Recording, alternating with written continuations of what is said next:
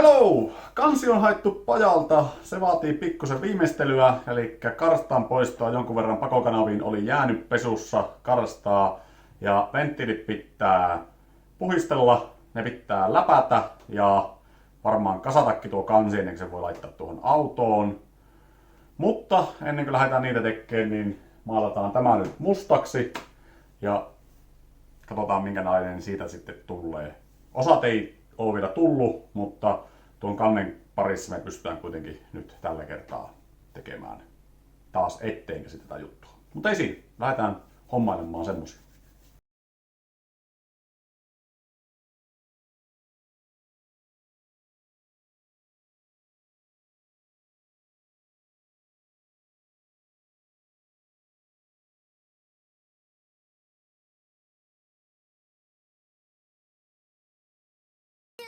Se on nyt maalattu ja noihin ne varmaan ei hirveästi tartu tuo maali, millä laitoin niihin autosoolia vielä ennen tätä maalausoperaatiota. Hirveä käry, pakko lähteä pois täältä, jätetään tuo nyt kuivamaan. Imusarja on nyt muutaman päivän siinä kuivanut ja minä tuosta vähän rapsuttelin, otin pois. Nätisti lähtee maali pois. Puhistetaan se nyt ja katsotaan minkä näköinen sitä nyt sitten loppujen lopuksi tuli.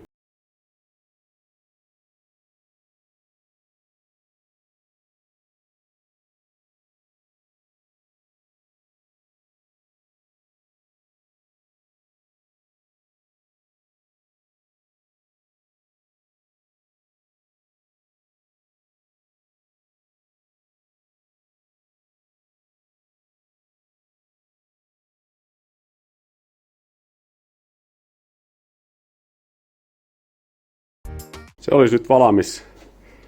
Ja sen pesasinkin jo tuossa ja se nyt näyttää siltä. Tuo nyt jäi tommoseksi vähän sen ei niin kirkkaaksi peilipinnaksi niin kuin nämä, mutta minä en ole varma, että jätäänkö mitä tätä edes näkyviin. Minä nyt kiilotin sen takia, että jos minä satun sen jättää näkyviin, koska tähän tulee se VR6 logosysteemi ja tuohon tulee nuo tulpajohtojen ne railit, mitä vasten ne tulpajohot menee ja samoin kuin tällekin puolelle, mutta se on nyt semmonen. Sitten pitäisi alkaa puhistamaan nuo venttiilit.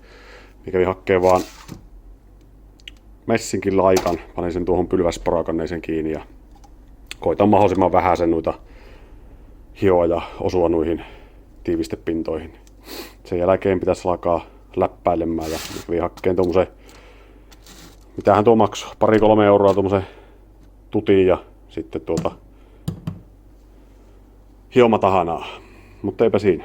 Seuraavaksi sitten semmoisia juttuja.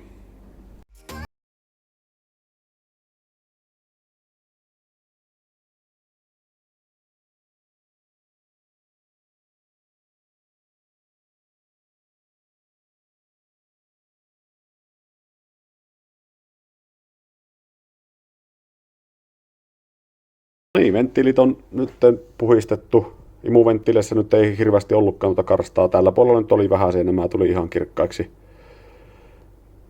Ja sen takia se pitää puhistaa tuo hyvin, että se tarttuu tuohon imukuppiin nyt, kun sitä alkaa läppäilemään. En tiedä, onko sillä mitään muuta merkitystä. Pakoventtiileihin jäi vielä karstaa, mutta ei ne hirveän kauan aikaa, kun ne pyörii tuolla, niin tarvitsee olla, niin ne on kohta samannäköiset, mitä ne oli. Ja eikä näissä nyt niin hirveästi ole, jos ajattelet, että se 200 000 on pyörinyt tuolla, niin aika vähän sinne karstaa oli kertynyt. Nytpä ne on sillä lailla, että suht koht puhtaat. Ja seuraavaksi laitan läppäämään, eli tuo kosketus, mikä tuo tiivistepinta pitäisi saada kuitenkin kirkkaaksi. Mie en hirveän montaa kertaa ole tätä tehnyt hommaa, mutta aikaa vievää se ainakin on.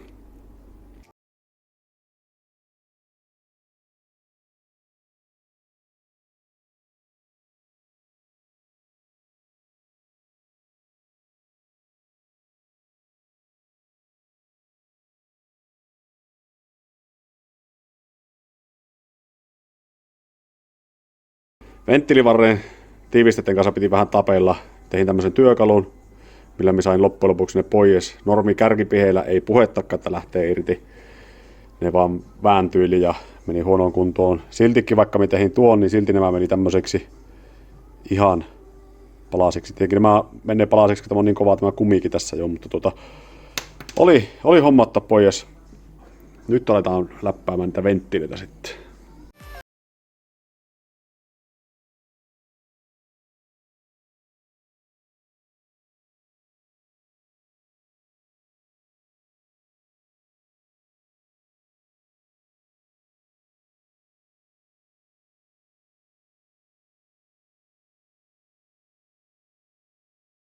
Läppäilyt on ollut läppäilty ja venttiilistä ja CT:stä tuli tuommoiset. Venttiilit näyttää tältä. Eli ihan ok kunnossa. Pikkusen jäi tuommoista epätasaisuutta sinne, mutta minä nyt tuossa testasin bensallakin nämä ja ne tuntui pitävän bensan sisällään. Eli tässä panin bensaa venttiilin tuohon vai ja bensaa sitten tähän ympärille, nimittäin ei valunut tuonne eikä tuonne toisellekaan puolelle, niin ne tuntuu pitävän. Sitten pitää alkaa kassaamaan tuo kansi ja pitäisi hakea joku pilli tai joku vastaava. Minä en nyt muista, mulla on tullut osatkin jo tässä vaiheessa. Minä olen tässä viikon käynyt tuossa hiihtolomillakin, niin osat on sillä välissä tullut ja mulla on tuolla osat ja täytyy ottaa ne nyt tähän venttiilivarren kumit nyt ainakin ja nostajat on vissiin semmoista, mitkä pitää tähän laittaa.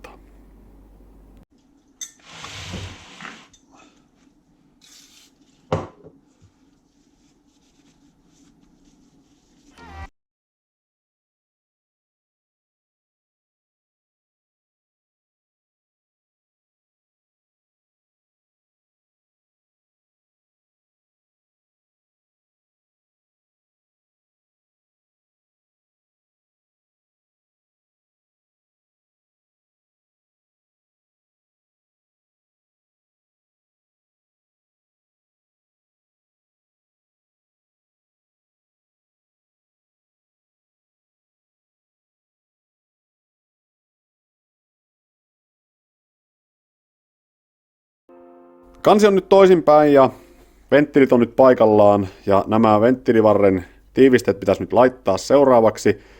Ja me apuna käytetään pilliä, joka menee suoraan justiinsa tuohon venttiilivarren päälle. Venttiilivarren päälle.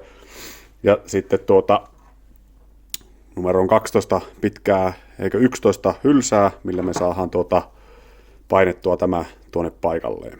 Ja nyt kun se on rasvattu jo tuo venttiili, eli me laitoin Redlinein assembly lubea tätä näin nuihin, niin sen pitäisi mennä nätisti paikalleenkin sitten. Mutta ei siinä. Kokeillaan onnistuuko vai eikö onnistu. Tämä pilli on sen takia, että päästään nuo urat tuosta venttiilistä ohi, ettei hajoteta turhaa rengasta tuossa, tai mikä tuo nyt on tuo tiivisteosuus. Eli pannaan tämä tänne. Nui. Ja leikkasin sen nyt ihan tuommoiseksi, että se on justi, eli tuolla alkaa periaatteessa tuo venttiili jo laajentamaan tiivistettä. Ja sitten otetaan täältä tiiviste. Siinä on tiiviste ja pannaan siihen nyt vähän sen tuohon rasvaa tonne noin.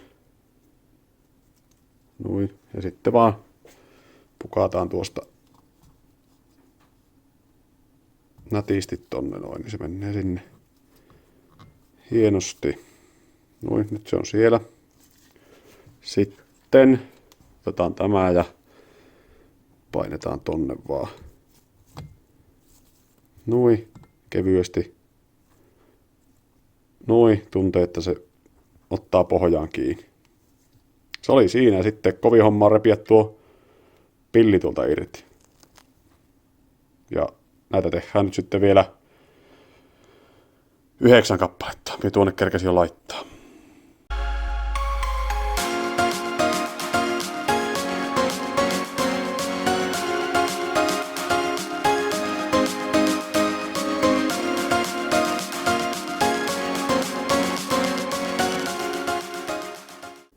No niin, kansi on käännetty nyt taas toisin käsin. Seuraavaksi pitäisi alkaa laittaa jouset kiinni.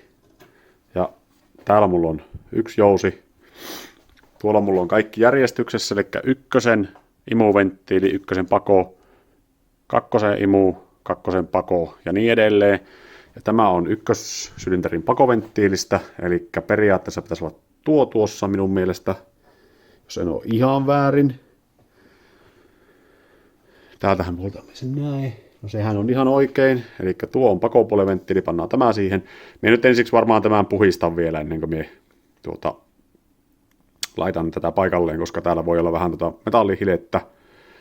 Kun me on täällä rällä käynyt vähän sen, ja ne on tuolla lojunut tuolla suojaamattomana, niin täytyy nyt Bracklinillä vielä puhistaa ja vetää sitten öljyä niihin sen jälkeen, kun saadaan ne tuonne paikalleen.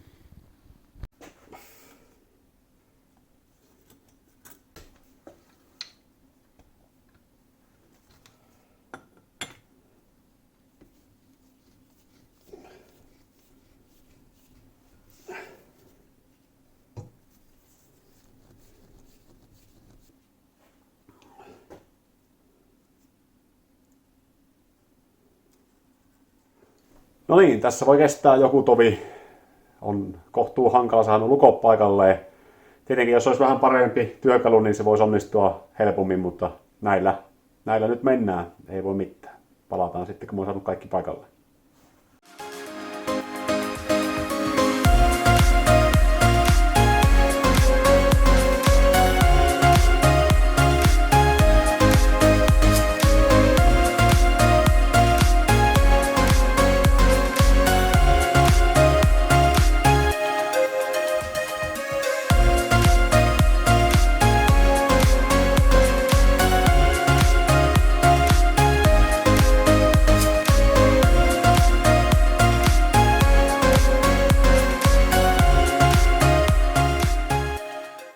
Tämä oli oikeastaan tässä, niin laitoin vielä nuo nostajat paikalleen tuohon kanteen, kuten viimeisessä timelapsissa näkyy. Niissä nyt ei ole mitään ihmeellistä, niin laitoin ne vaan tuolla asennusrasvalla tuonne paikalleen ja toivottavasti ne nyt siellä alkaa pyörimään oikein.